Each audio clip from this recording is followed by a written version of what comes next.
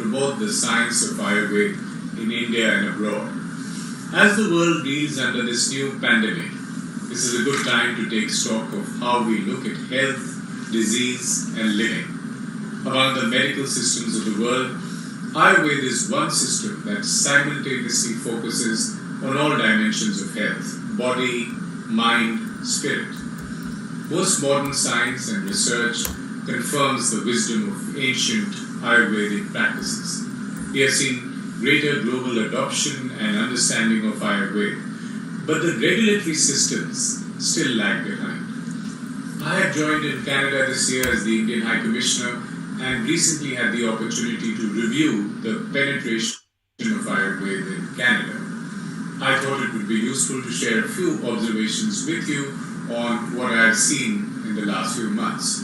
First, prior to 2017, a huge void was felt in the Ayurvedic community for a common platform in Canada to share ideas as well as support and grow the science.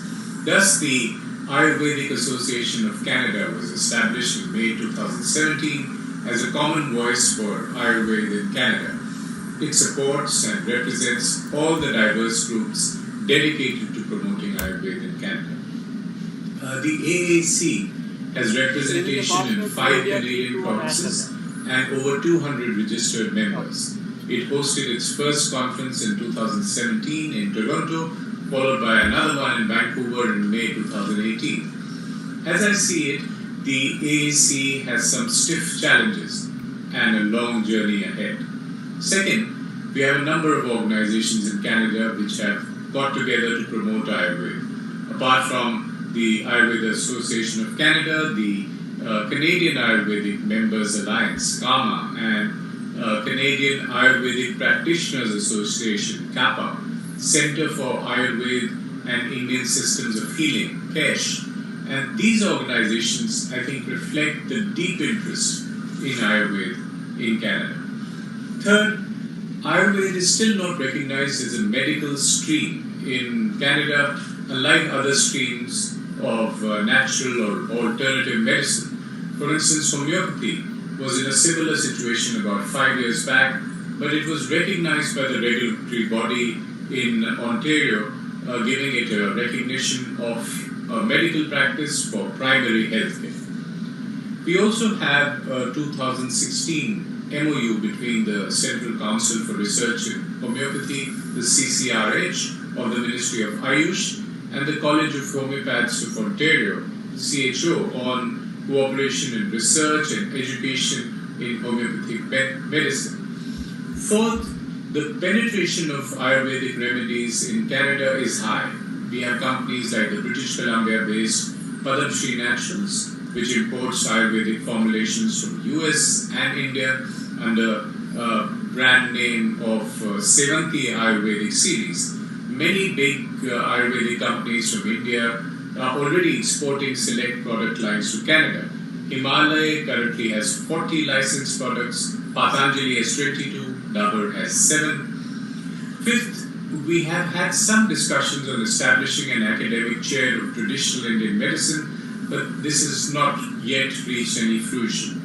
Again, this is an idea we can take forward to promote research in Ayurveda. Sixth, an MOU between the Indian Pharmacopoeia Commission, IPC, and Integrative Health Institute of the University of Alberta on pharmacovigilance, a pharmacovigilance program of India, is under discussion. So overall, it appears that the interest in Ayurveda varies across provinces in Canada, which have a fair deal of autonomy.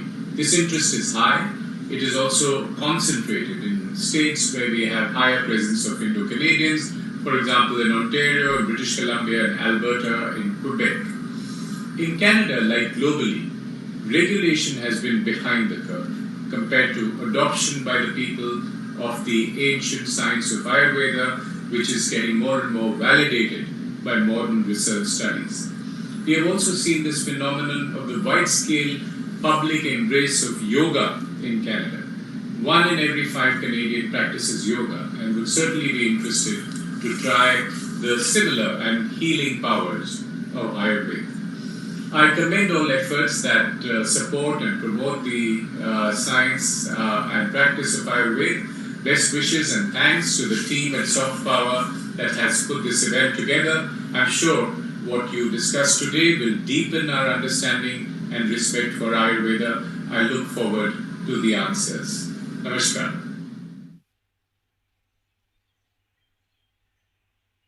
We thank His Excellency for this very thought-provoking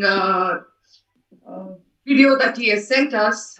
We have to all work towards seeing that Ayurveda becomes a mainstream practice all over the world and more so in our own country. We will now be releasing a much-awaited short film on Ayurveda. It's called Nadi, the Balance of Elements. It's been produced by the Center for Soft Power and Indica Pictures in collaboration with Radha Kalpa Dance Company. The choreography and direction is by Rukmini Vijay Kumar. The director of photography is Anup J. Kat. The second unit DP is Vivian Ambrose. Music direction, programming and arrangement, Sai Shravana. The music composition is by Dr. Rajkumar Bharati. And we have had a lot of people who have supported us in producing this film. Our co-sponsors are Heritage and Not-for-Profit Trust, Sri Ravi Manta, who is a holistic healer. We have Sri Anshul Saigal, who is an individual who has always supported any such activity. Then we have Darshan International, a very popular agarbatti manufacturer. Then we have Best Innovation University. The chancellor of the university is Dr. Rupa Vasudevan, and they have always been supportive of any such activity that brings any of our heritage to light. And then we have Iga Juices from Sumit Nanda of Iga Juices from Singapore also has co-sponsored us. Our venue partners are Madhavi Greens Private Limited and Summer Island Maldives.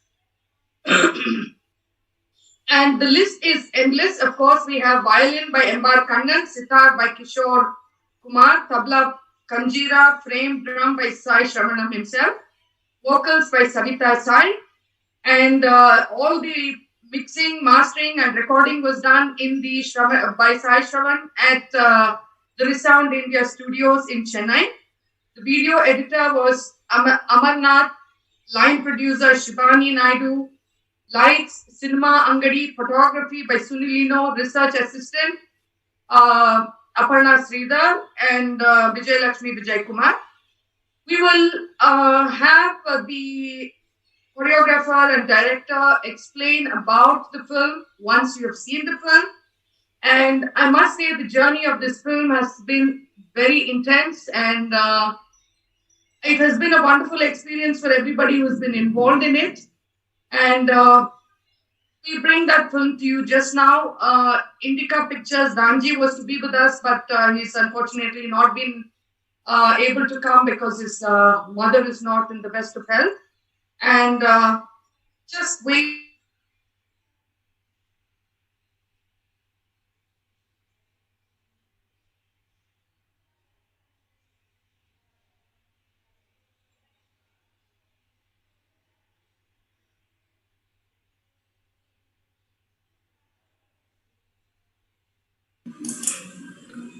Ma'am, you are muted.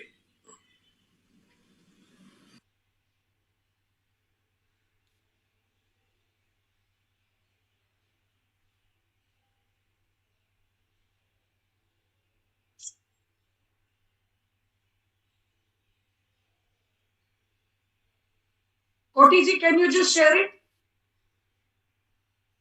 Koti ji?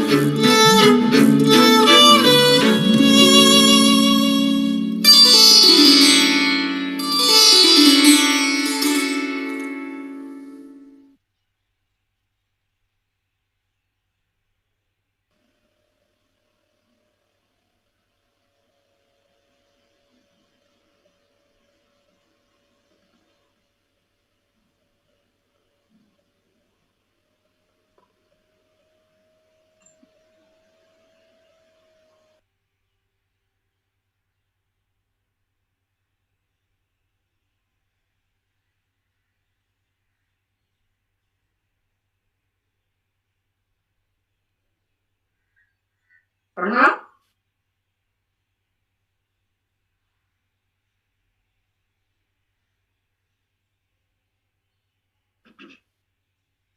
Once again, we thank all our co-sponsors and our sponsors for helping us bring this production to you. I will allow our senior editor Aparna to introduce Rukmini Vijay Kumar, who will give you a small description of how she came about this concept.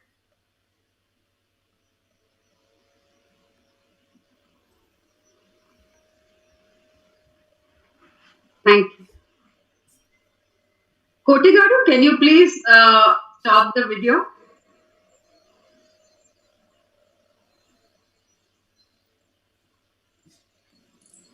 Yeah, it stopped already.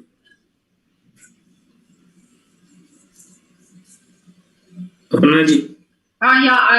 Okay. Just one.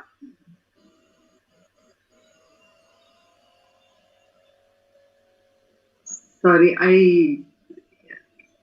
thank you so much, Akka. And it is with a feeling of poignancy that we come to this final session of Ayushman 2020.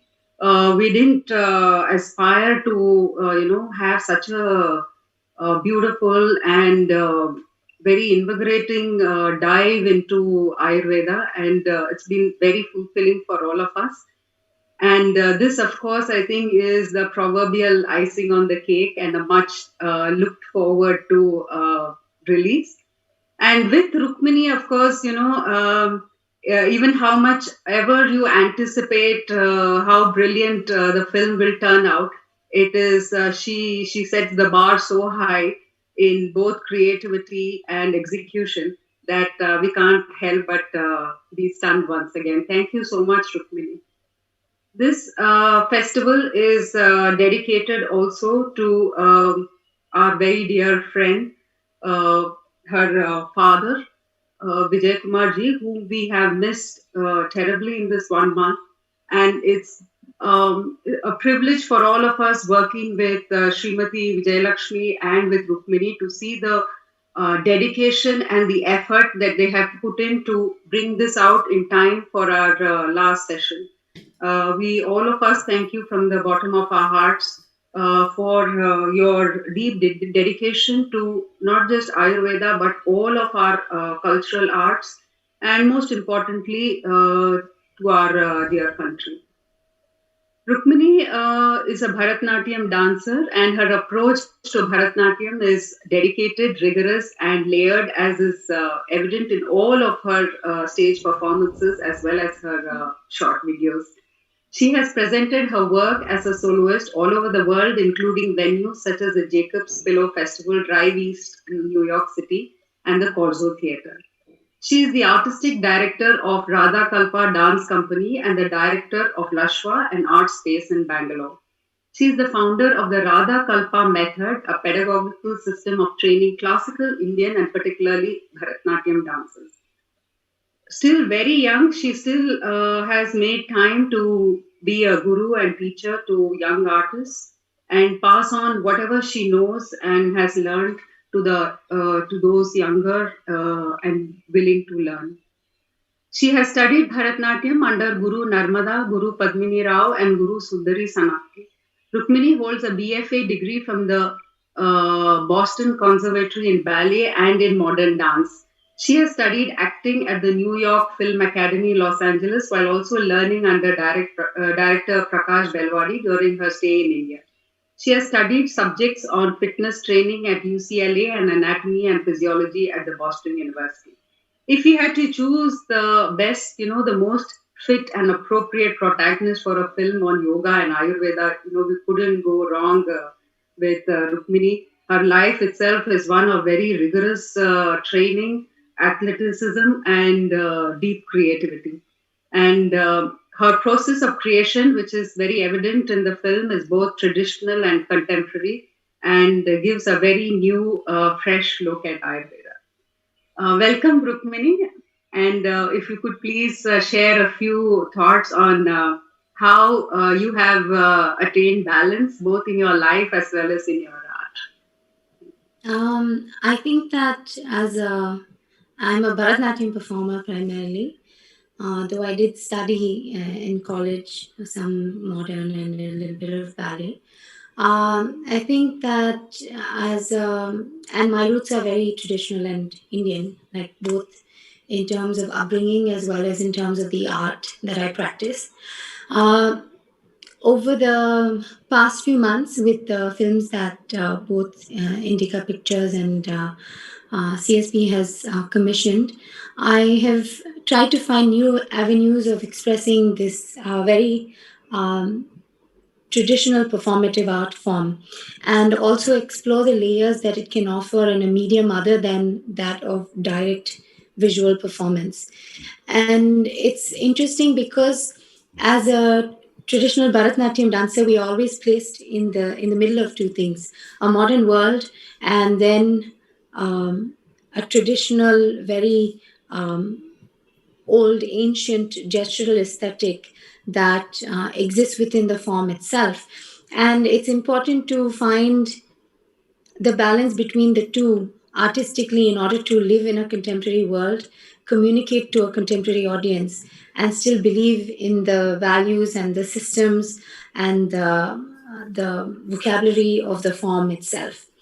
That being said, this is a I think this is a personal artistic kind of choice and journey that I have been traversing to find that balance between something that's traditional and something that's modern. What interested me about the Ayurveda film is the very same thing, is that it is a very traditional old practice, but because of its wholesomeness in its approach to well-being, it is very relevant in a world today. And I thought it's the same thing in terms of how I see my Bharatnatyam. And Ayurveda is the same thing, like placed within a modern world in our city lives where we don't have the time to think about changing lifestyle very often, where it's easier for us to just pop a pill and continue to do our work because of the demands. And we see the repercussions of that in larger populations because of health effects and mental health and all these other things. Ayurveda still stands strong in the sense that it looks at body, mind, and spirit very rightly, as the High Commissioner just said a little while ago. And I think that I approach the film from this perspective of looking at how we lead our lives in a modern urban setting where we look at goals in very strict parameters, both technologically and digitally, and in terms of working in paper. So I use that as a parallel, and how because of how we view life with these very limited goals and how we define ourselves from these goals that we set. There are these imbalances that are caused, and in Ayurveda, it is the imbalances that occur in the elements, as I understand from my reading the past few months, is the elements which causes the doshas and the imbalances within our body. So once we have a quiet mind and the blessings of Dhanvantri because of that, and the healing processes of Ayurveda take effect, these elements balance within us, and then we find a cohesive living, which doesn't come from just necessarily just popping a pill and an immediate effect, but comes from more changing a lifestyle or approaching life completely differently. I don't know if I've found that balance yet completely in my life, but I try every day and aspire to find it, uh, hopefully through my art and through reading and understanding some of these things about our culture. Thank you so much. I'd like to say that with CSP and Indica Pictures, it's uh, wonderful to work with them because they allow an artist to explore and grow. And it's very few organizations that do that. Thank you.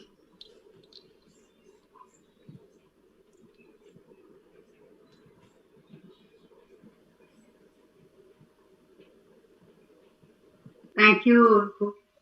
Uh, we now, Akka, are you here? Yes, we'll now move on to our second section, Anubhava. Soliloquies, where there will be people who will bring to you their experience and their involvement with this wonderful science of life, Ayurveda. I will now allow Aparna to take it forward and and Varsha to introduce the speakers and take the evening forward. We have with us Hari Kiran. Who is the light behind Indic Academy, but he said he will make his remarks at further down the session.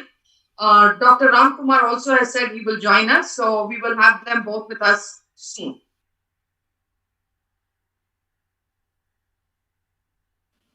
Varsha? Yeah. Namaste to all. It is my pleasure to introduce to you all this evening's panelists. First, we have Dr. Dhaval Dhruv. A few words about him. Dr. Dhaval Dhruv is an Ayurvedic and yoga practitioner, consultant, and educator in Seattle. He is a retired ENT surgeon and a retired associate professor and chair of Department of Ayurvedic Sciences in Boston University in Kenmore. He's a faculty member at Mount Madonna Institute College of Ayurveda. He is a past president of the National Ayurvedic Medical Association, and he used to serve on the NAMA board, several committees, and on the NAMA credentialing board. Over to you, Dr. Dhaval.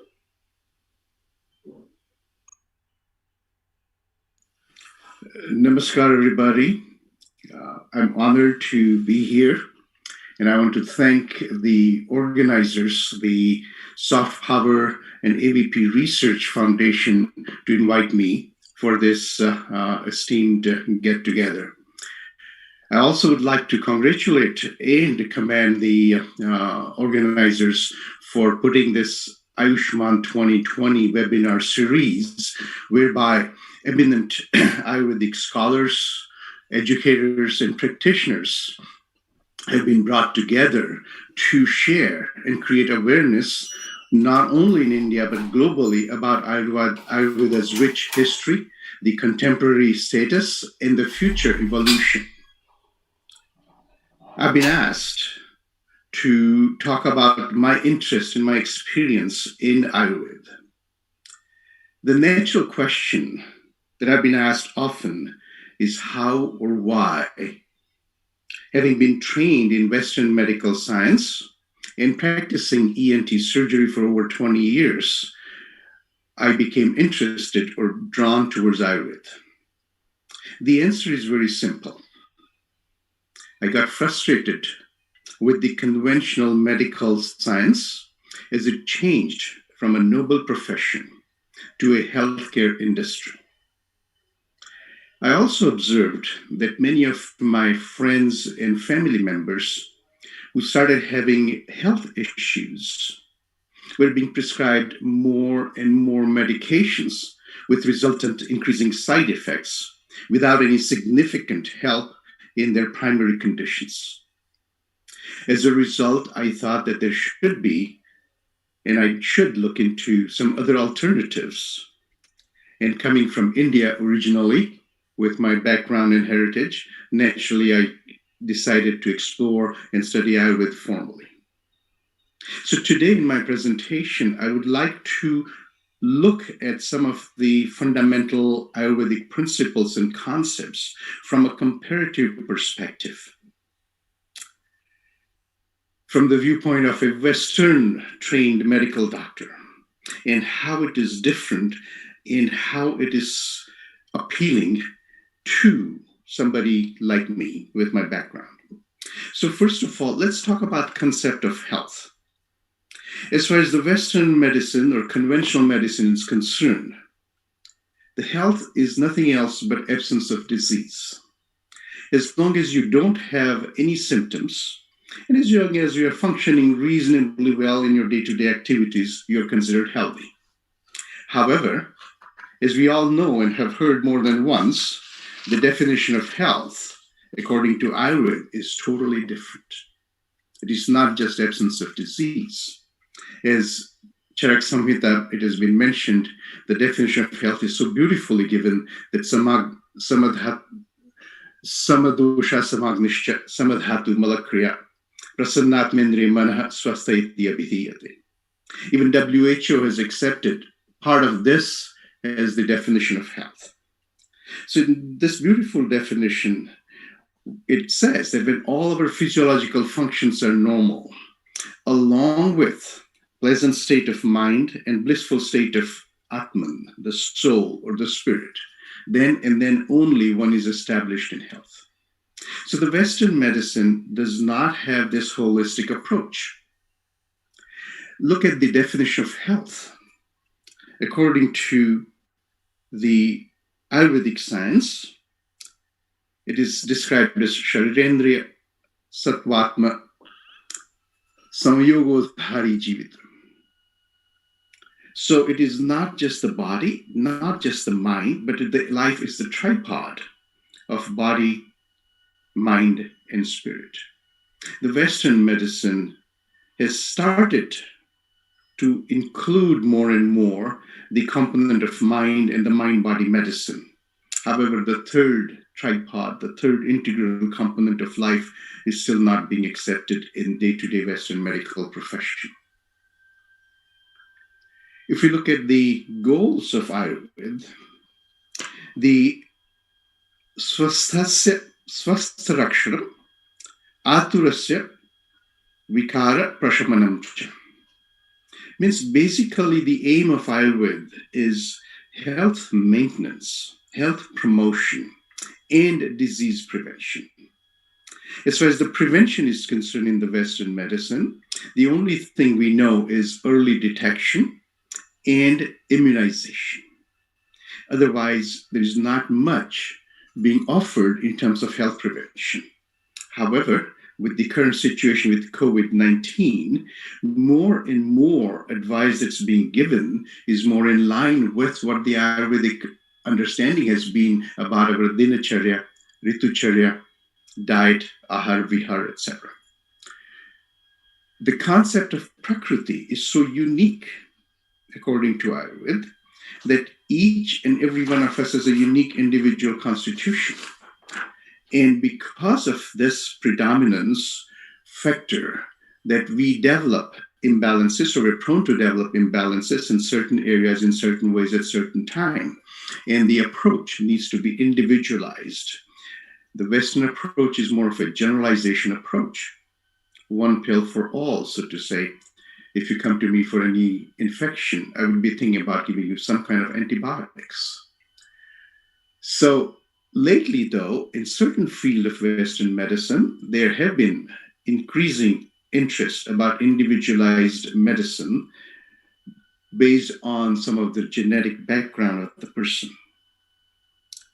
Talking about the concept of Agni, Ama, and the digestive health, which is so foundational in Ayurvedic understanding about the health.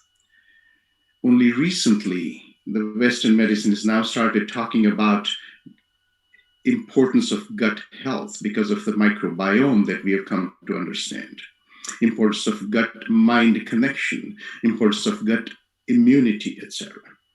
But the Ayurveda has always thought that Agni, when it is deranged, causes Ama, which is the root cause of any and all imbalances. Another concept in Ayurveda is about chikitsa, Shamana chikitsa and Shodhana chikitsa. The Shodhana chikitsa is a hallmark for Ayurvedic management of any condition, as well as maintaining the health. In Western medicine, we do not have that concept of Shodhana chikitsa. Sorry if I misspoke about hallmark of Ayurvedic medicine, the Shodhana chikitsa. In Western concept, we don't have, in the Western medicine, we don't have that concept of Shodhana chikitsa. We mainly rely on Shamana chikitsa and either give the antibiotics for infectious diseases or give the pharmaceutical agents to manage, though unsuccessfully, the non-communicable and metabolic disorders. So I can go on and on about the differences and highlight why and how the Ayurveda is so beneficial in health maintenance, health promotion, disease prevention, as well as disease management. However, having said that, No system is perfect. Even the Western medical system has something to offer, especially if we are having any acute medical problems, acute emergency, trauma, heart attack, stroke, etc. There is nothing else like the Western medicine to help us to stabilize ourselves. But as far as the chronic diseases are concerned, as far as the non-communicable diseases are concerned, the metabolic diseases are concerned, Ayurveda is far excellent in managing those and helping us to overcome those imbalances. I don't know how much I'm doing with time, but I don't take too much of the time. But the second point that I would also like to make, which kind of what we heard at the opening remark and the message from the Canadian High Commissioner or the Ambassador. Similarly, in United States of America, the Ayurveda is becoming more and more popular. Even more Western-trained medical doctors who do not have Indian heritage have also started embracing Ayurveda as part of the integrative medicine.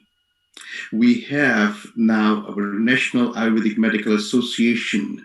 This is its 20th year established, and is promoting Ayurveda significantly all throughout the nation.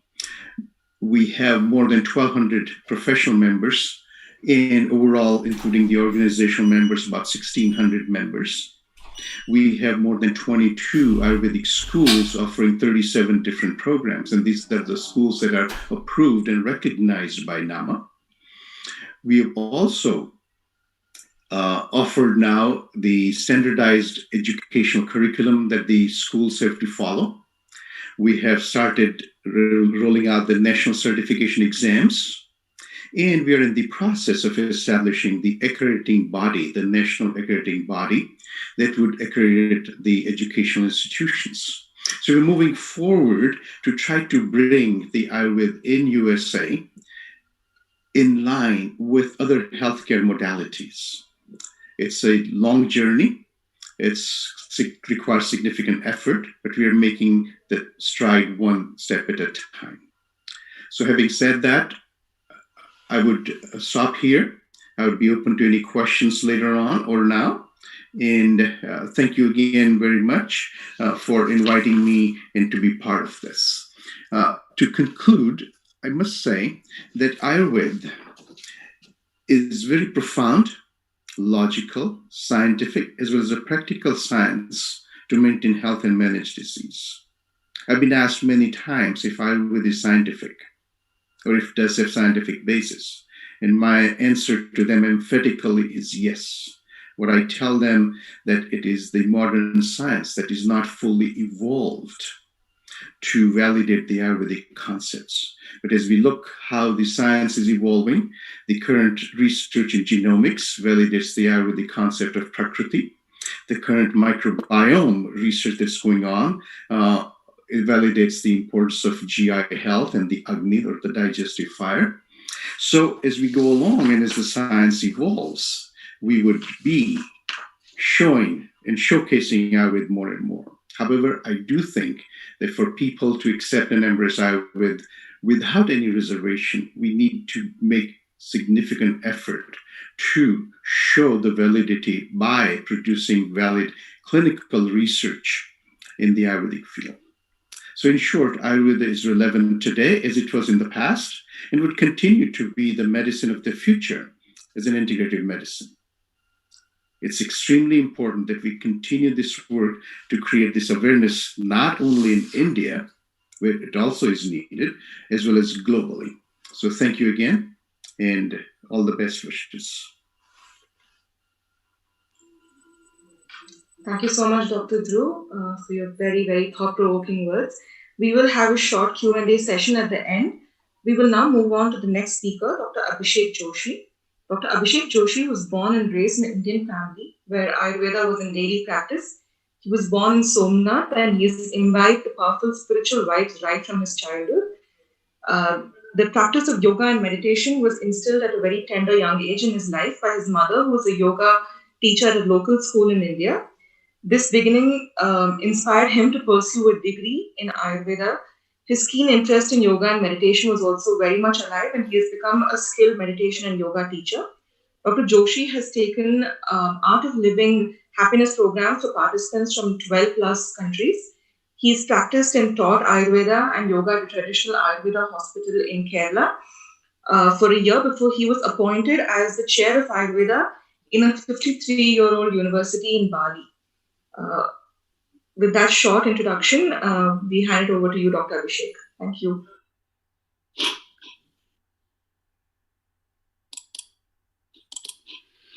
Namaste. Am I audible to everyone? Yeah, you are. Thank you. Thank you.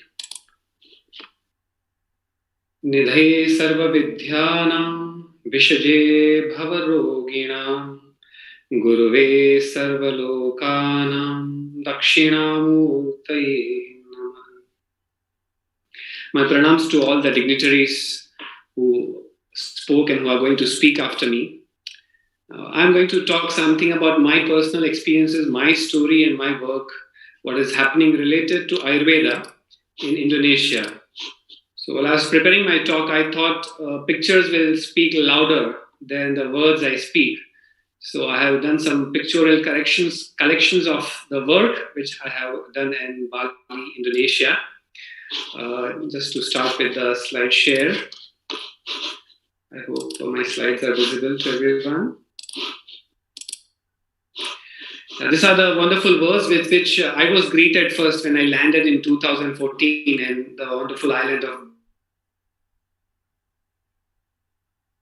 Ayurveda from Jamnagar, and I was appointed as a chair of Ayurveda there in the university since 2014, and I'm working with Ayurveda for Ayurveda in Indonesia. Now, WHO Global Report on Traditional and Complementary Medicine 2019 published from the country of Indonesia, it tells that 2010 data tells that 40 to 59% of the population is using indigenous TM practices and herbal medicines. And out of that one practice is Ayurvedic medicine. Now, getting this word itself on the WHO referendum from the country of Indonesia is a big thing, because Ayurveda is not yet recognized in Indonesia, but it will be hopefully be soon recognized as a system of medicine from the country of Indonesia, because both the countries, even though separated by long border, they have a common tradition. This is a picture of Prime Minister Sri Narendra Modi and the President of Indonesia, Sri Joko Widodo, flying kites when Sri Modi ji visited Indonesia and Jakarta.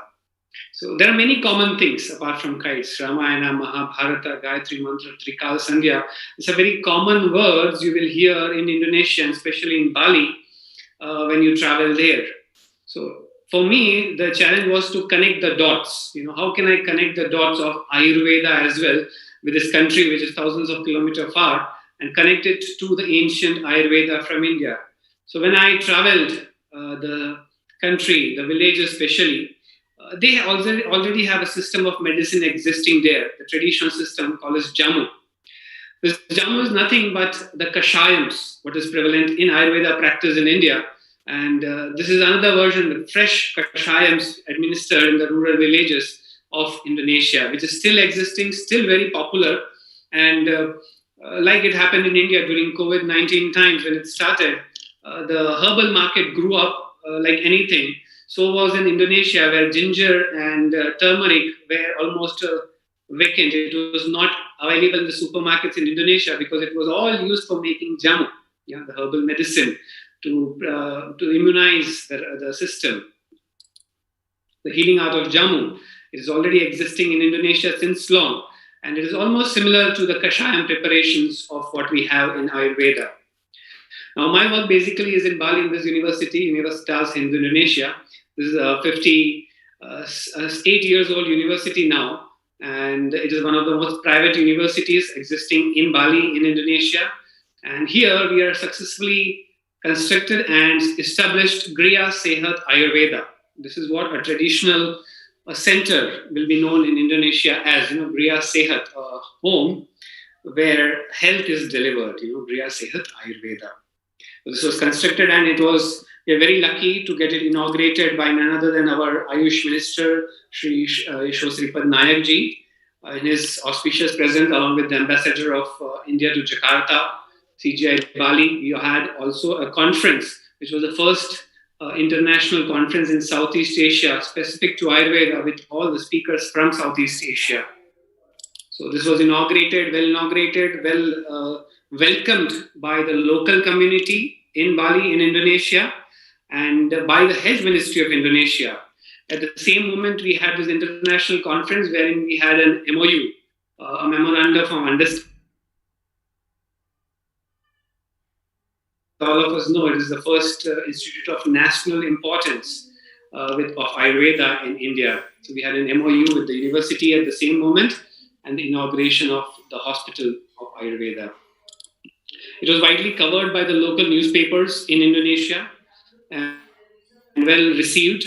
We had the Director of Traditional System of Medicines from the Ministry of Indonesia, Dr. Ina Rosalina, who very well welcomed this move of establishing an Ayurveda center, something related to Ayurveda, the growth of Ayurveda in Indonesia. Now, this is what welcomes you at the doors of Griya Sehat Ayurveda. As I mentioned earlier, I had to connect some dots, so the local people can understand this science in a better way. They don't take it as an alien thing. So I was going through a lot of history of what is existing in Bali, the beliefs. Wherever you go to any place, like in Bali, you have always this praying place. So I wanted to play something. So I was discussing with the Vice Chancellor and the team that what should we put to connect the thing. And I came up with this idea. Many of you might already be recognizing it. It's the Samudra Manthana, and it's very well popularly known as Mandaragiri in Indonesia.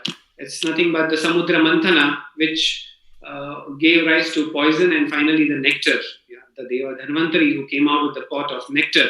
So this story is very much popular in the local history, the local stories, the mythological stories of Bali and Indonesia. So it was more easier for me to connect and to start some establishment related to Ayurveda for the locals over there.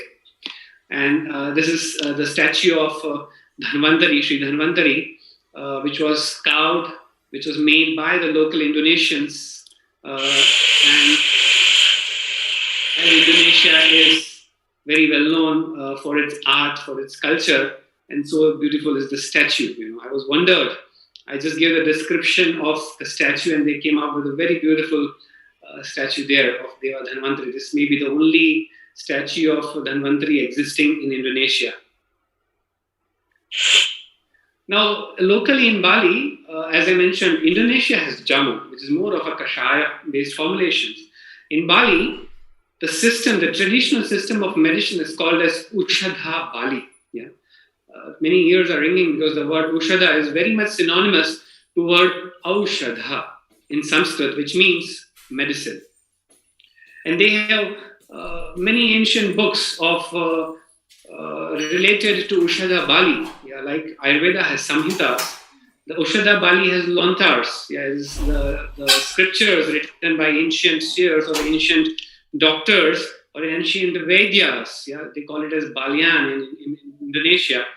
They have written the information on this palm leaves. They call it as lontar because it is an old Javanese word for rontal, means the leaf of a rontal tree.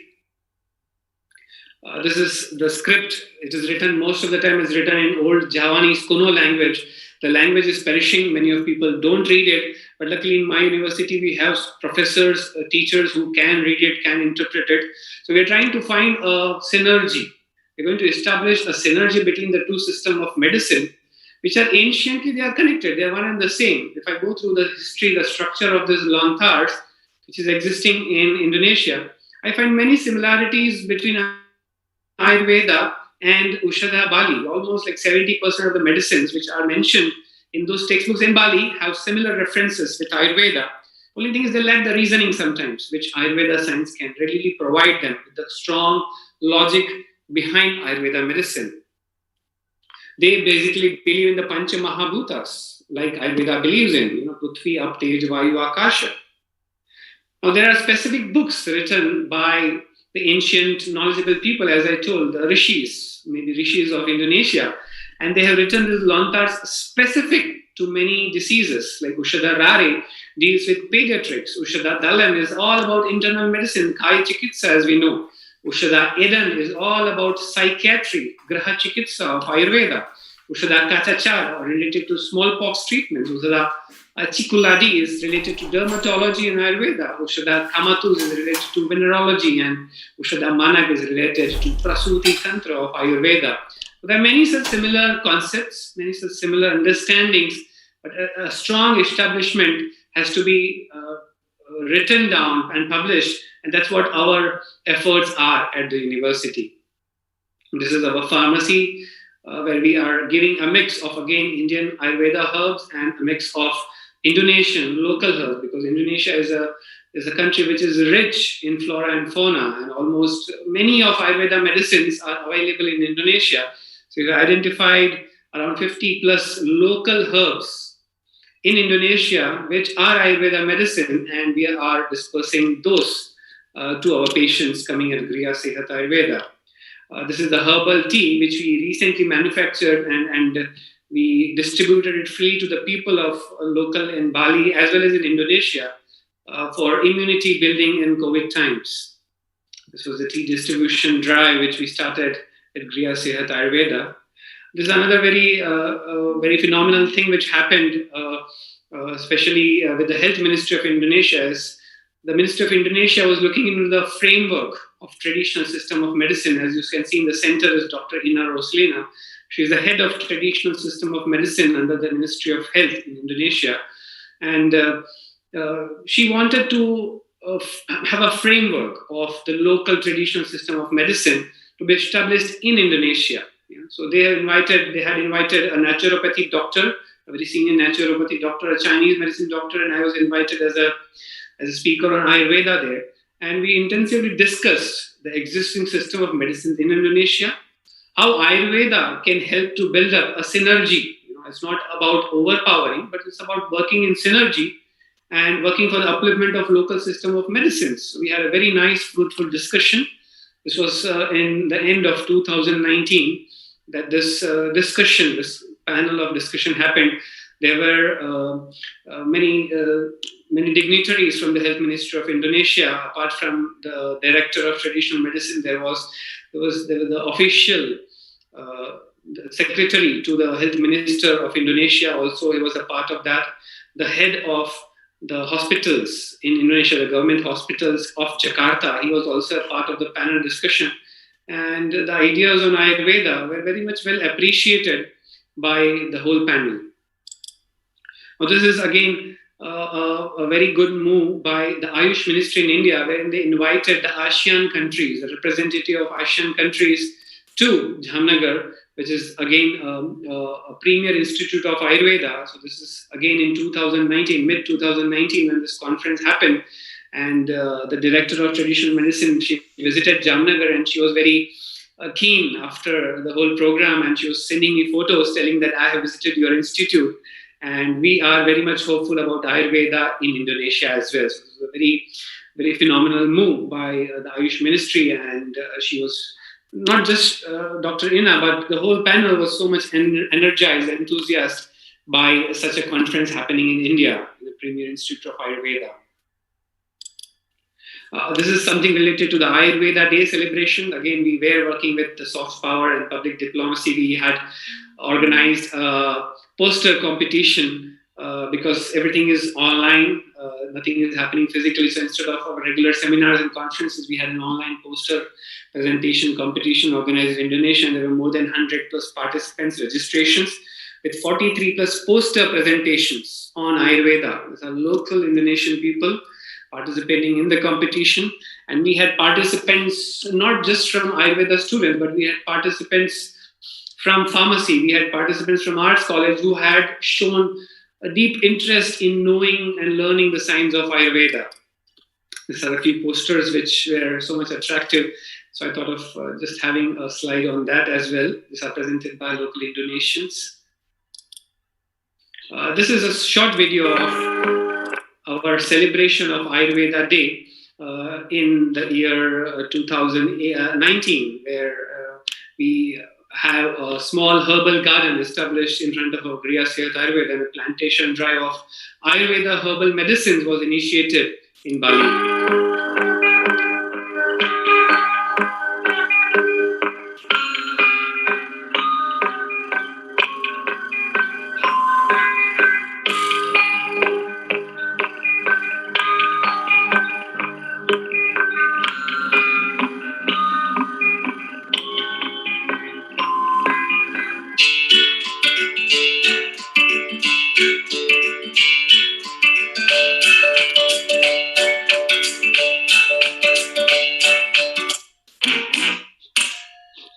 So these are the online classes which are happening in the island because of everything is offline.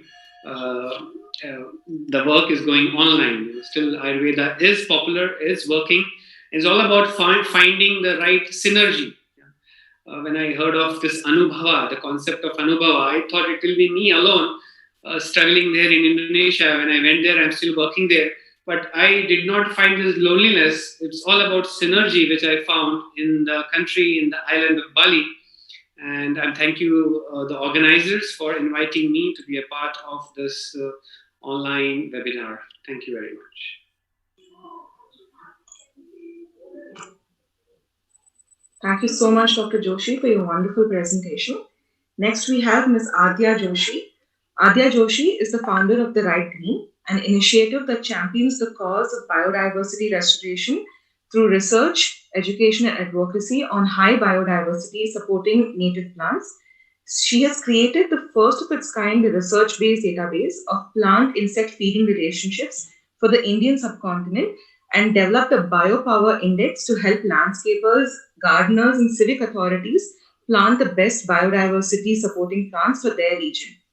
This information on native plants is made available to students and civic authorities through specially designed workshops, games, planting guides, and multimedia content.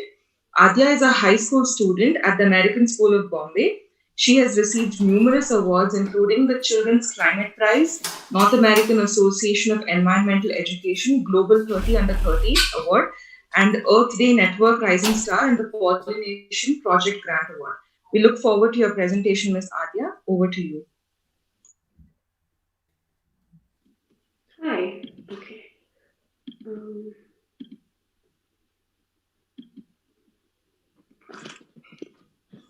Sorry.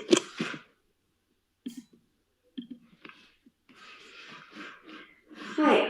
Thank you so much for inviting me to this conference on Ayurveda. My name is Adya Joshi, and I'm a high school student in Mumbai, and I'm the founder of The Right Green, an initiative that combines research and action and aims to restore urban biodiversity by planting the right native plants. But today, I hope to get you to think a little bit about the life in our science and about the native plants that provide us with the herbs in Ayurveda, and new research that reveals native plants that not only provide health benefits for us, but are also vital for healthy ecosystems. One of the major problems that we face today is the rapid loss of our biodiversity. And research reveals that one of the major reasons for this is not planting native trees. Take, for instance, one of the most common trees in India, the gulmohar tree. It supports only 3 species, whereas Palash, which is native, supports over 70 butterfly and moth species. Another example is the copperpod, which supports, again, only 3 species, whereas Amalthas, which is native, supports around 60 butterfly and moth species again. Our scientific data shows that native trees like mango, teak, Amalthas, jamun, banyan, peepal, and others support much more biodiversity than non-native trees.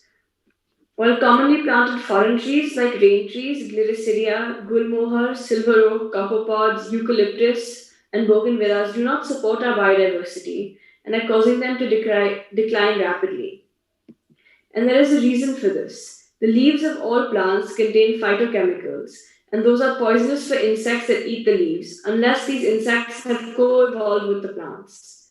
And the insects, in turn, provide special benefits that help native plants thrive. With a large number of non-native plants we are planting, it now becomes a huge problem. But in this problem lies the solution.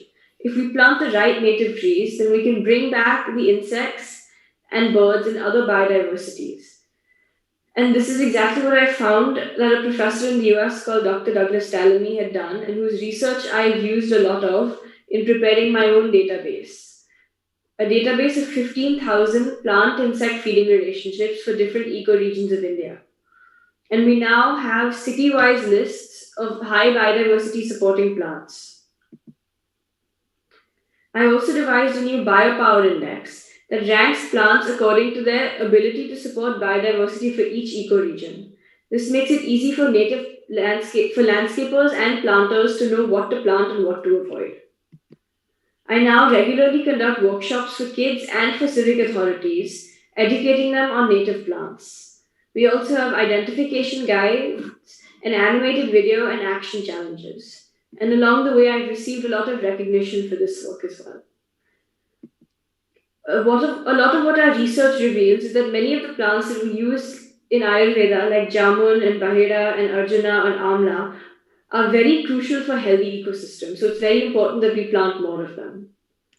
We are encouraging the government to plant only native trees in our cities and all their greening projects. Please support our efforts by signing the petition and spreading the word about trees that support our health and our ecosystems.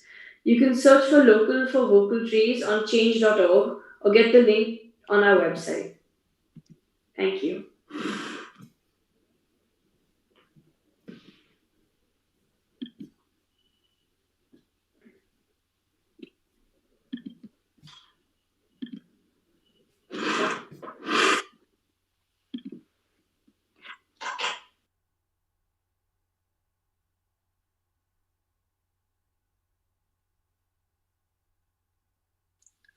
Thank you, Adya, for that presentation. We have some of the speakers who've sent their messages over video. The first one is Emily Reed. She sent her message from the UK. Emily is dedicated to supporting people to find health, contentment, and meaning in their lives through Ayurveda and yoga. She has been integrating Ayurveda in her daily life since 2007. As a certified Ayurvedic health counselor, she supports her clients through Agni therapy, cleansing their 5 senses, Dinacharya and Ritucharya.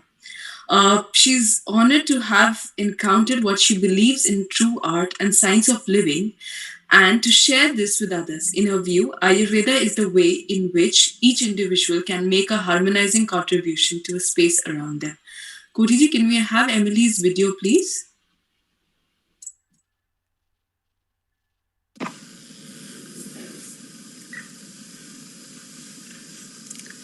Hello, I'm Emily Reed, and I'm an Ayurvedic health counsellor based in London and in the county of Sussex in the UK. I've been working with Ayurvedic principles and practices since 2007.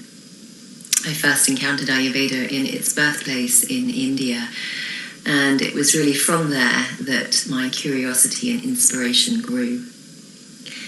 Ayurvedic principles and practices such as Dinacharya, cleansing of the 5 senses, Rutacharya, honouring the seasonal rhythms, and supporting Agni are an integral part of my day-to-day living. And it is, as an Ayurvedic health counsellor, these practices that I share with clients in my private client clinics, in my private consultations, and also as a yoga teacher.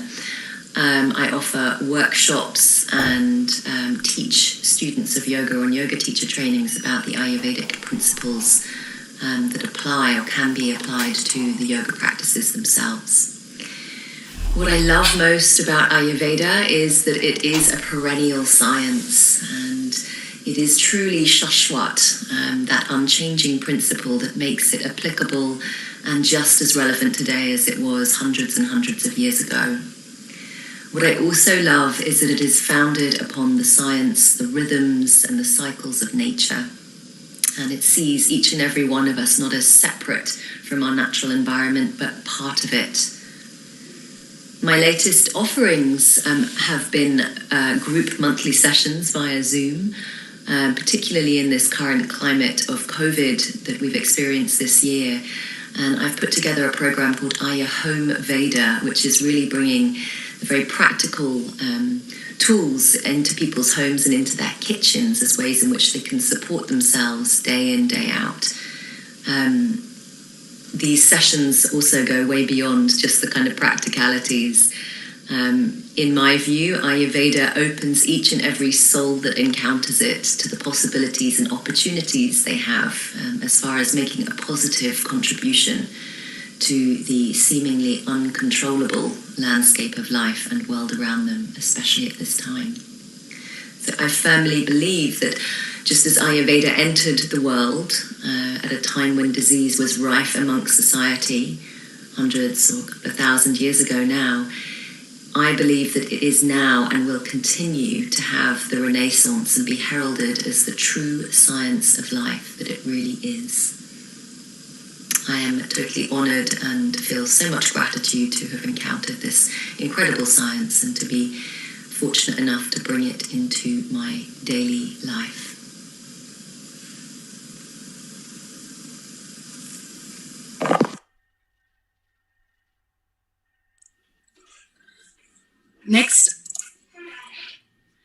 Next up, we have Elizabeth Ibsen joining from the USA. She's also here with us today. She's the founder of Padma Collective in New York. Elizabeth takes an integrative approach to treating seropositive erosive rheumatoid arthritis through classical Ayurveda and conventional Western allopathic medicine. She hopes to leverage her background in globalization strategy and cross-sector partnership building for sustainable development at the UN, multinational corporations and NGOs to establish dialogue between the finest Ayurvedic physicians, rheumatologists, and conventional Western specialists worldwide. Her intention is to make it easier for others to take an integrative approach to managing rheumatoid arthritis, regardless of the person's country of residence. Welcome, Elizabeth. And Kotichi, can we have a video, please?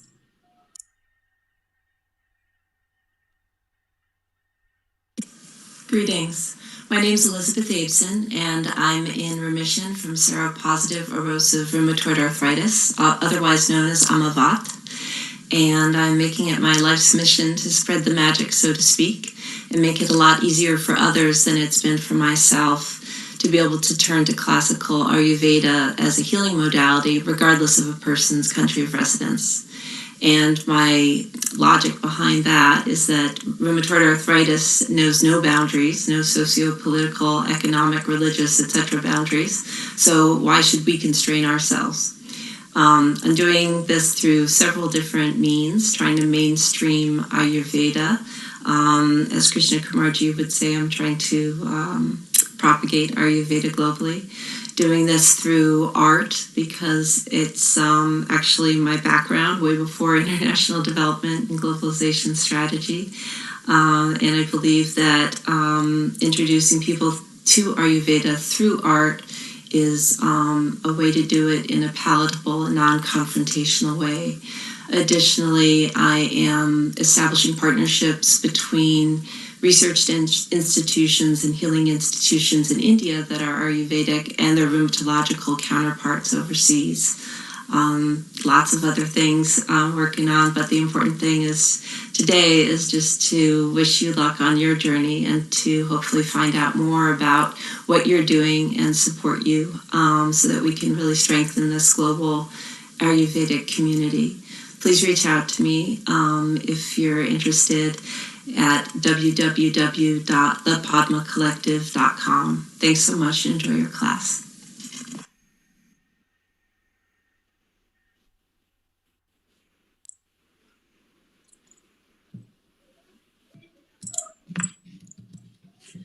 Thank you, Elizabeth. We'll hear more from you towards the end. Next, we have Emily Glasser from USA again. She's joining from New Mexico. She sent a video from New Mexico, sorry. Emily is the founder of Agni Ayurveda in Santa Fe. She's a clinical practitioner of Ayurveda, specializing in Panchkarma cleaning and wisdom keeper of Vedic astrology. Emily was trained by Ayurveda doctors and healing masters who guided her to fine-tune her capacity to perceive the many levels of reality that make up our human experiences. She has a background in clinical nursing and teaches and lectures internationally. She also spends a year or so every time whenever she visits in Vedyagrama in Coimbatore. Kotiji, can we have Emily's video, please? Hello, my name is Emily Glasser, and I have been a student of Ayurveda and Jyotish for over 10 years. I have a deep gratitude in my heart for all of my teachers, and especially for Dr. Ram Das of Vajragrama Healing Village. I live in the US, and my practice is a combination of Ayurveda and Jyotish, which facilitates deep transformation and healing for my clients. I work with Panchakarma cleansing, as well as run a year-long course called Wise Living, which is devoted to the healing practices of Dinacharya. I am so honored to be on this path. I have seen these sciences create miracles in the lives of my clients, my family, as well as support my own health and well-being. I look forward to a lifetime of study and deepening in this wisdom. Namaste.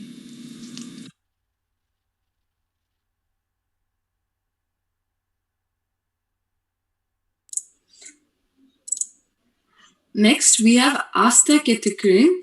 I hope I pronounced her name correctly, and my apologies if I haven't. She's the Vice President of Committee of Ayurveda, member of Ethics and Procedures Committee in Lithuanian Chamber of Health, Lifestyle and Natural Medicine. She's been a lecturer at the Ayurveda Academy and is the initiator, owner, head and an Ayurvedic consultant in Ayurvedic Massage and Consultant Studio, Satvika. Kotiji, can we have a video, please?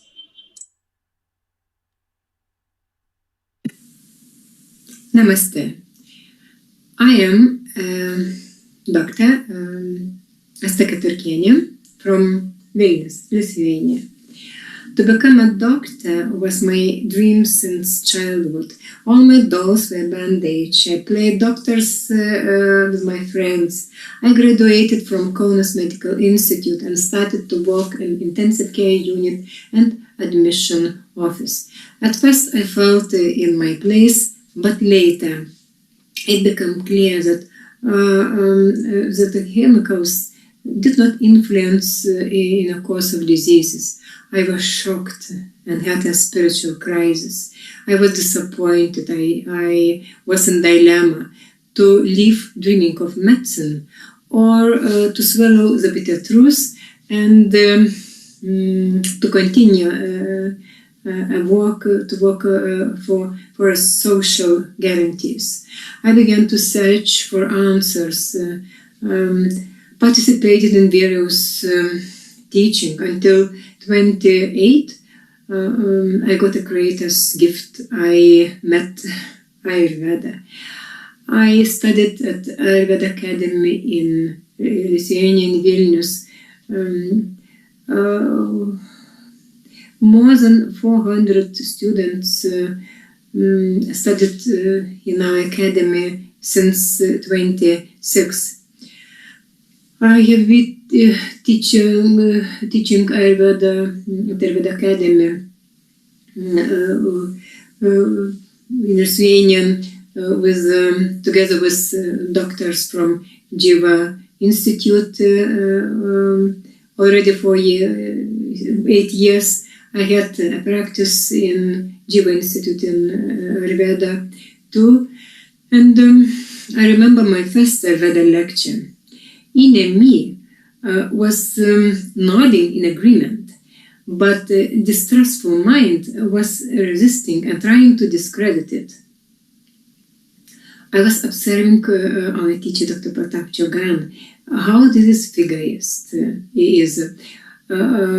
and face color look like where his eyes come, how he formulated his thoughts. What about his memory? Was he irritated by foolish questions as I thought about them at that moment? What was he doing during breaks, peacefully answering to the questions or looking for doping? At last my mind was forced to give up because teacher's eyes were calm, memory and concentration were excellent. The unity of his humility, high intelligence and visually good health disarmed my mind. On December 21, 2012, during a promised end of world, my husband Vytautas and I founded Satvika. It's a studio of Ayurvedic massage and consultations. I give consultation sessions by combining knowledge from modern medicine and Ayurveda. We both perform Ayurvedic massage and some other procedures like Kativasti, like Shirodhara, Nasyakarma, Potli, Karnaporna. My husband constantly inspired, encouraged, supports me, and I am incredibly grateful to him for this. Ayurveda changed his life too. He left his profession of architect and became an Ayurvedic therapist. I was stunned by the science of Ayurveda, deep logical knowledge. I had no idea how it is possible to connect seemingly so different things, like, for example, blighting, fresh cabbage, anxiety, cold limbs. The sacredness of knowledge, which has been given for ages and so safe, or simplicity of knowledge ensured by parampara. It is given from teacher to students. The holistic approach of the oldest medicine, allowing us to see the patient not through keyhole, but through the widely opened door. Sutra 1548, Sushruta Samhita, the ancient treatise of Ayurveda, provides very comprehensive definition of the health. We would look at a person holistically. He has not only physical body, but also senses, mind, intellect, ego, and soul. False identification with our body leads to disease. It was new for me. The benefits of Ayurveda in my doctor practice. Requirement for my morality, spiritual practice, which cultivate intuition. The importance of spreading the knowledge. If I want my words to have Shakti or energy, no doubt I must practice myself. I must speak truth, help fatal patients to prepare for the living by praying together, speaking about great another life. I had not been taught about that culture before. Therefore, I did not know how to deal with terminal patients and experience deep stress number of times. For many years, I thought I was behaving nobly by not allowing such patients to suffer, both physically and spiritually. When I started to work in intensive care unit, every day 1-2 2 or 3 patients a day left their bodies. I was afraid of eyes full of suffering. I thought I was doing a good job of taking medicine to put the dying to sleep. Only thanks to Ayurveda and Vedas I realized that maybe I took the opportunity from them to pray, rethink about their life, apologize someone. Ayurveda teaching that the root cause of disease is disregard from a healthy mind. Knowledge of lifestyle, of nutrition according to constitutional type, times of day and year, 6 stage of disease and so on helps me a lot in my work of a doctor. News about my duties, I like to explain the reason of disease to patients and my rights to refuse to treat someone who does not want to change anything in his life. I give lectures in Lithuania and foreign Lithuanian communities, share sacred knowledge in media.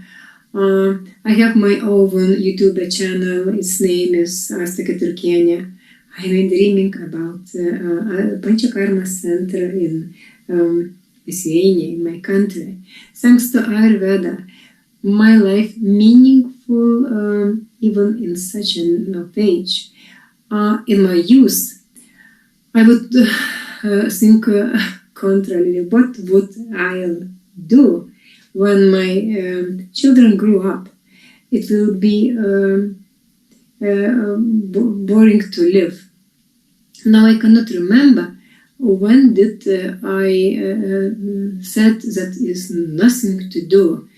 I am so grateful that I did not overpass the sacred knowledge of Ayurveda.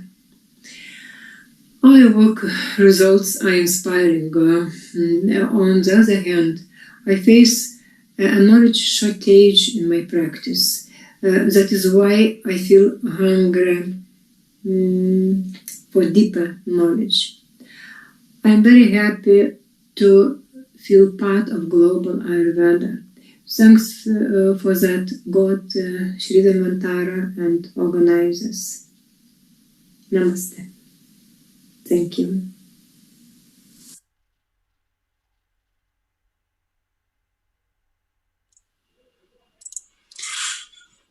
So our last video message that we have today is from Fatima. She's been studying Ayurveda in Brazil and India for over 10 years. She's also a scholar and a teacher, and also organizes courses that promote health awareness and self-care through the principles of Ayurveda. She's a professor of integrative and complementary practices and naturopathy, as well as she teaches in the Inanis Institute in partnership with the Faculty of Health Technology. Coach, can we please have this video?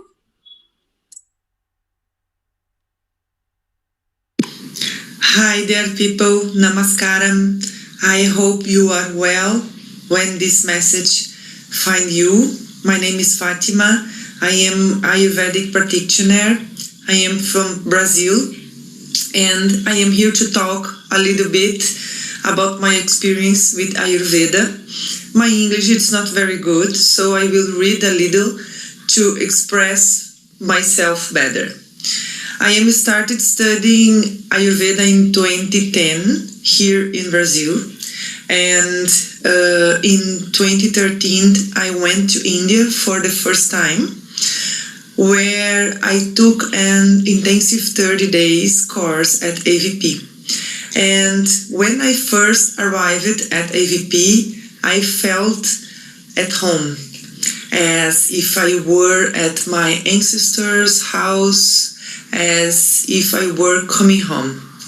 As a patient, student, and therapist of this knowledge, Ayurveda has been a way of finding myself, self-healing, searching for a lot of self-knowledge, a lot of learning, a way where I search of my truth, my essence, where I find many answers, where I ask a lot questions, where I find hope for better days, for a better world, where people can find comfort, where they can seek healing at all levels, where they can find more awareness of what life really is, where they can find a north to understand nature and its own nature.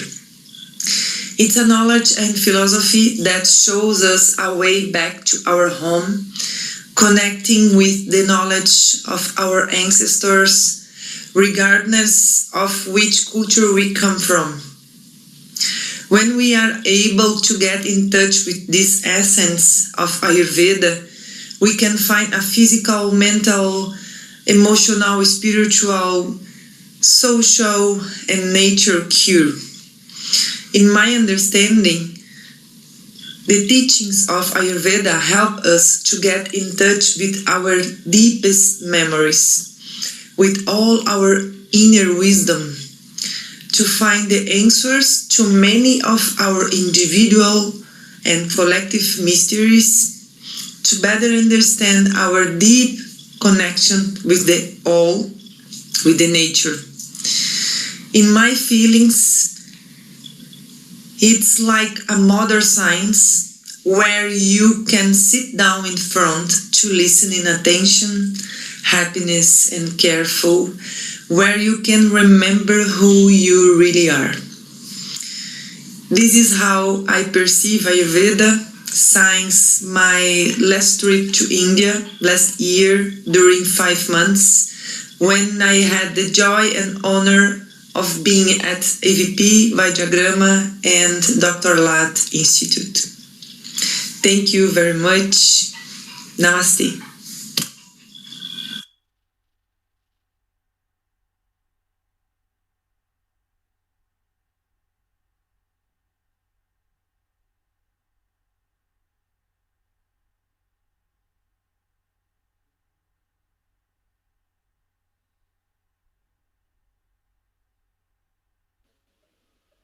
Arunima?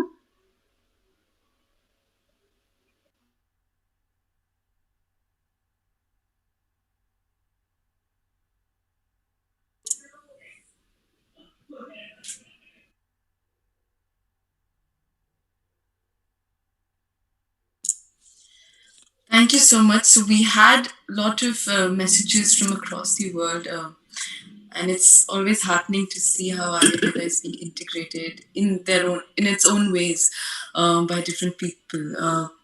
So we come closer to the end of the session, but before that, we have Dr. Ram Kumar who's joined us. Little introduction to Dr. Ram Kumar, the words fall short.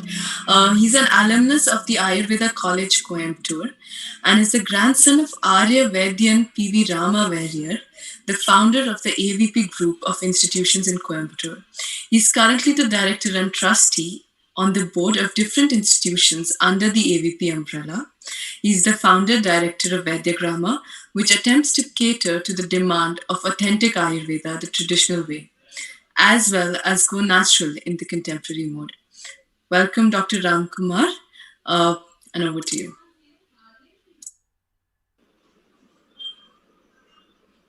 Namaste to all of you.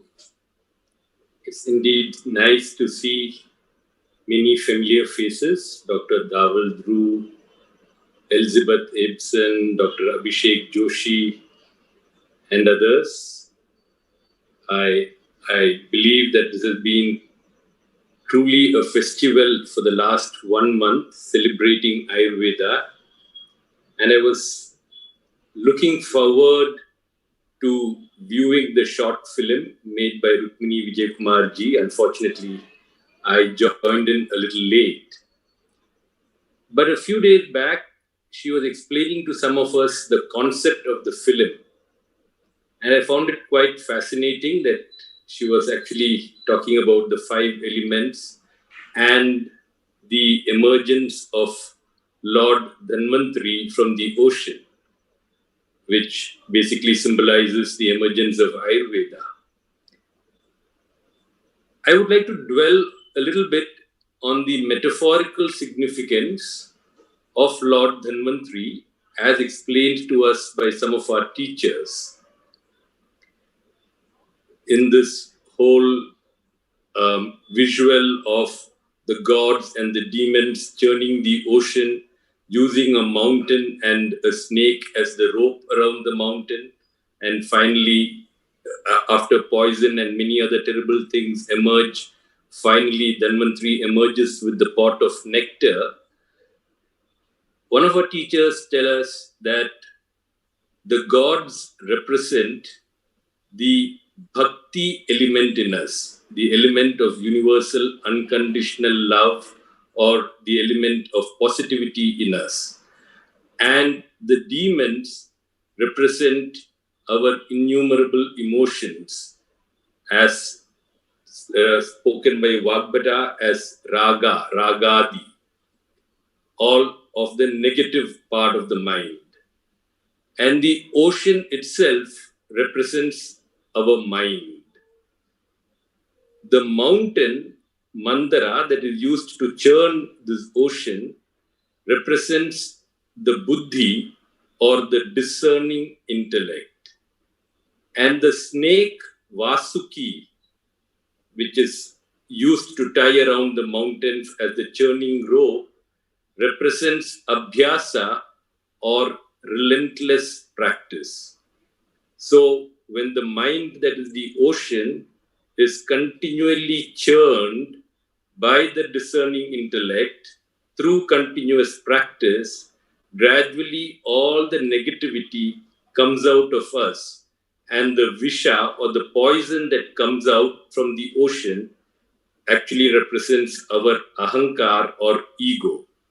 And once the ahankar or ego leaves us, that is when Dhanvantari, or the healer, emerges with the pot of nectar. So the healer in each one of us is awakened only through this process. As the Srimad Bhagavatam will say, avidya, aviveka, and ahankara. Ignorance, absence of the discerning intellect, and the ego.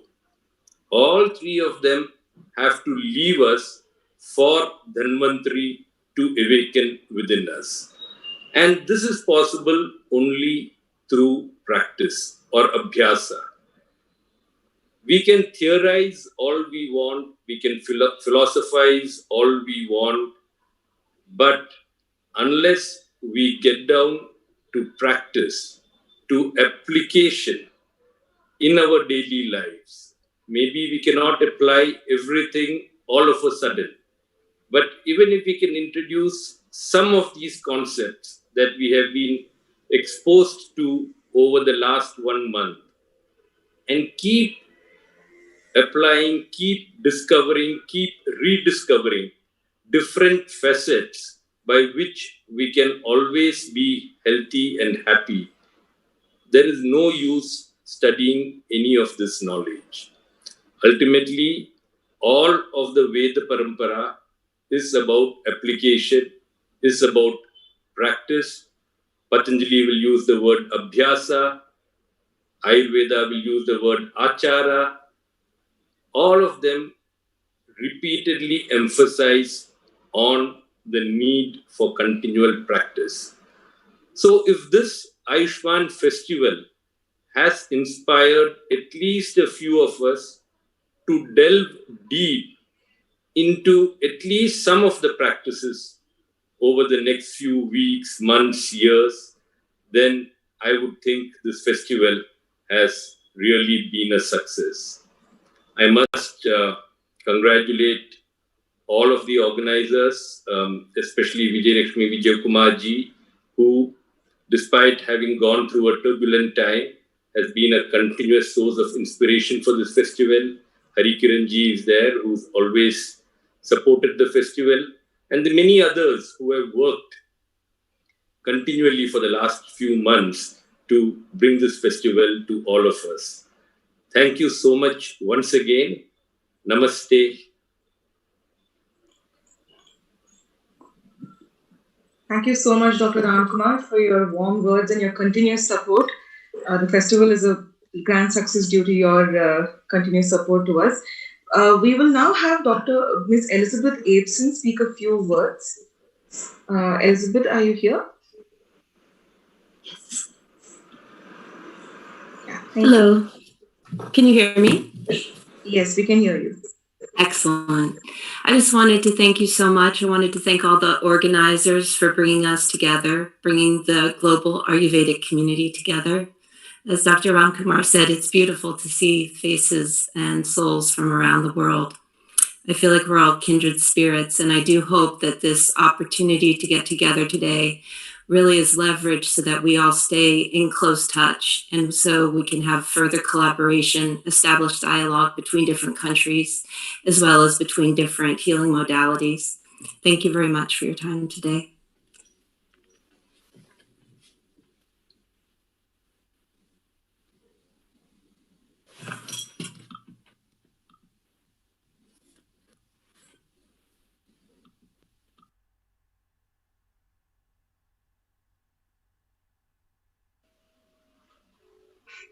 Thank you so much, Dr. May I request Hari Kiranji, founder of Center for Soft Power and of Indic Academy, to say a few words.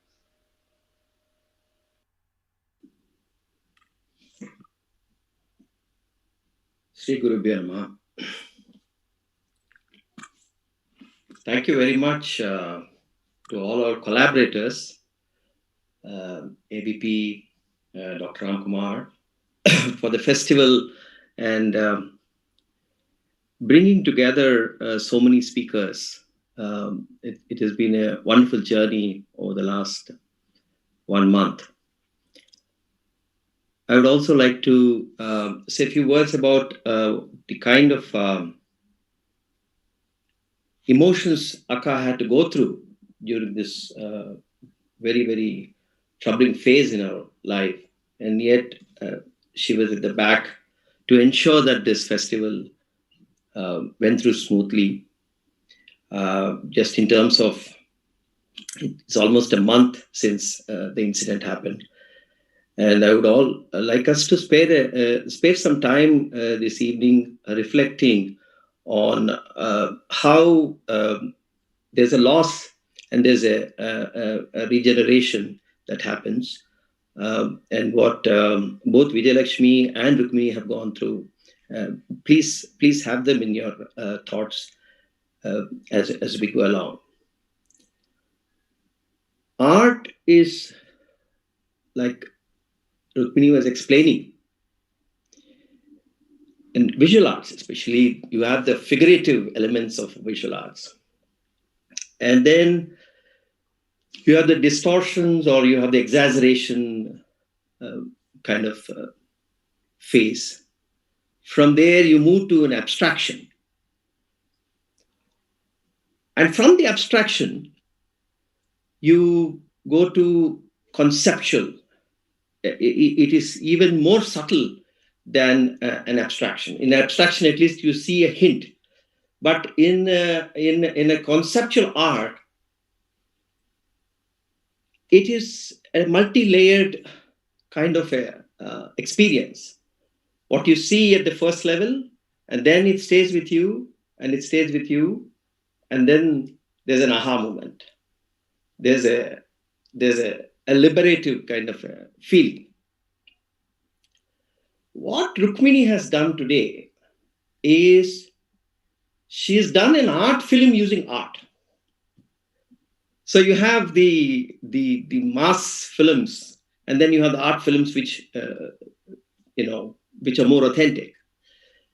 Today we have seen something very beautifully crafted, and she has, at one level, she has used the figurative part of it, where Dhanvantri rises out of the ocean and the turbulence she goes through.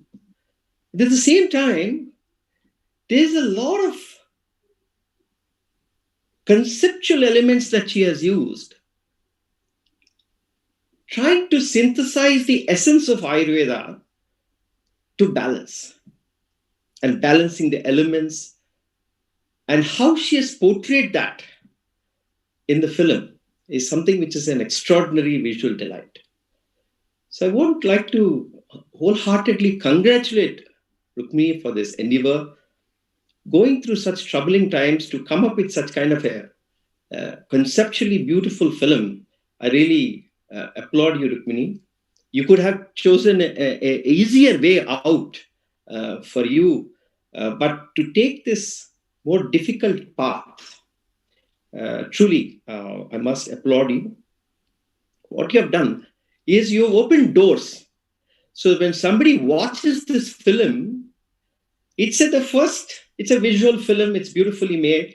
But what you've done is you've planted a seed. You've planted a seed in all of us for us to go within and explore the world of Ayurveda. That is what you have achieved through this film. It is not just a visual treat, but it is a spiritual treat. It is at a subtle and causal level that you have impacted. So I would like to congratulate you on this fine achievement, and also Akka for standing with her. And this has been a truly a troubling and a difficult time for all of us. But maybe this film is a signal for all of us to revive ourselves, to again come out of the ocean, maybe the ocean of sorrow, just come out of it and start our lives again.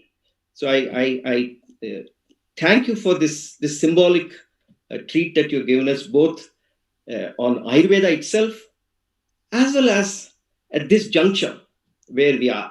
So thank you very much. I thank all our team at Softbar, Aparna, Varsha, Arunima, all of you, you work very hard supporting Akka in all her work. So thank you very much. All our collaborators, thank you for all the audience who've been with us in all these 5 weeks. Thank you very much.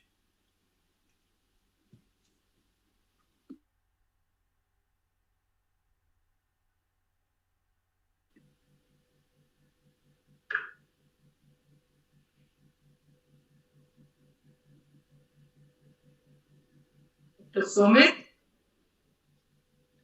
Yeah, so on behalf of AVP fraternity and family, I think I really feel very humbling, and I want to share my gratitude and thank each and every one of our collaborators across the globe for, in fact, enthusiastically participating and sharing their own journey in field of Ayurveda and how Ayurveda has made a change in their life or has given a mission in their life. I would like to really draw inspiration from our mentor Krishna Kumarji, and ably guided by Ram Kumarji, for having inspired all of us and keep our focus to properly curate this whole event. So I would like to also thank all my colleagues who worked as a team under guidance of Ram Kumarji, and with the never-ending attitude at Soft Power, we all as a team had been able to highlight and give glimpse of what Ayurveda in store for the whole world.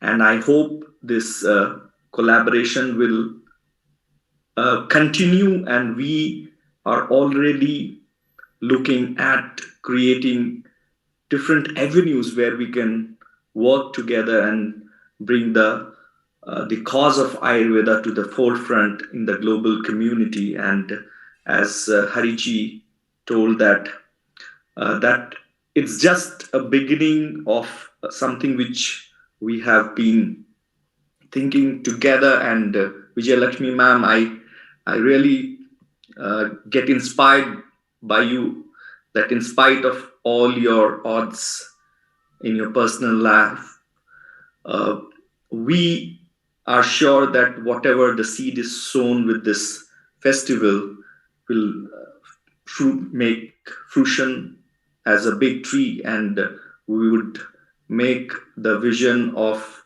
Ayurveda and mission of soft power and AVP and vision of Krishna Kumarji as global as possible. Thank you, one and all. Namaskar, and before we end, I just thought I have to say a few words. When we thought of the Ayurveda Day celebration, at first we were thinking of a one-day program, but then we thought that in Indic we have the strength of so many different organizations coming from so many different aspects of our civilizational thought. And so we said, why not we all get together? And it's been a beautiful journey where all the organizations of Indic have gotten together with all the organizations of AVP. When I first spoke to Krishna Kumar, not Krishna Kumarji, Ram Kumarji, it was, I didn't expect that we would take it to this fruition of, 5 weekends. And the journey has been so beautiful because we have come together with so many people who are so enthusiastic and so passionate about Ayurveda. Because, I believe that Ayurveda, Vedanta, yoga, all of this is just a part of the same whole of our Sanatana Dharma. And I must say that, yes, it has been a trying month, but all this has helped me get through it. And I really would like to take forward the legacy that Vijay Kumar has left behind and the support that he has given. I know I will look for that support from all of you. And we are also looking at a long-term relationship with AVP, and I'm sure that's all going to go very well. I thank our Indic team. I thank Hari. And once again, I thank all the sponsors who came forward so willingly to make this Ayurveda film happen. It really feels kind of strange now that, tomorrow we are not going to be making these million calls to our, our collaborators from AVP and, ask them now who's the speaker today, who's the speaker there, and, all this conversation. I hope that, it will go forward in a great manner, and, we are able to do something for this great country of ours. We would like to end with the national anthem, so I request all of you to rise in your places. And Kotiji?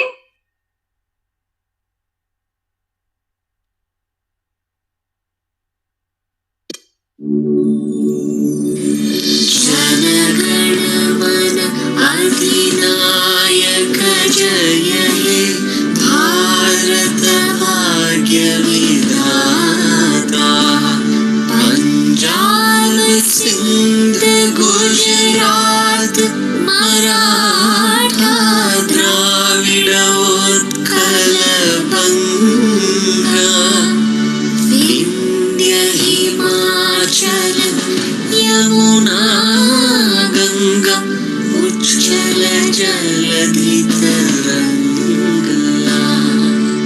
तव शुभ नामे जागे शुभ आशीष मागे गाहे तब जय गाथा जन गण मंगल दायक जय हे भारत भाग्य विधाता जय हे जय हे जय हे